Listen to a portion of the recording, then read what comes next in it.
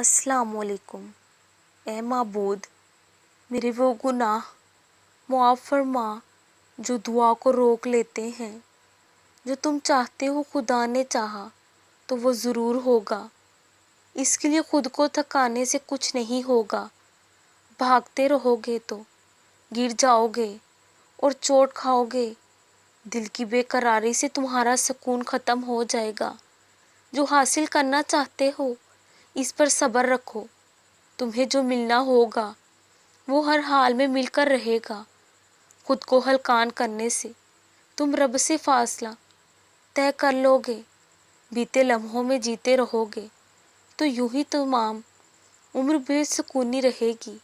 وہ رب تمہیں نہیں بھولا، اس کو تمہاری ہر چیز کی خبر ہے۔ تمہارے دل کی مرہم، تمہارے آنسوؤں کا بھرم صرف اس کے پاس ہے۔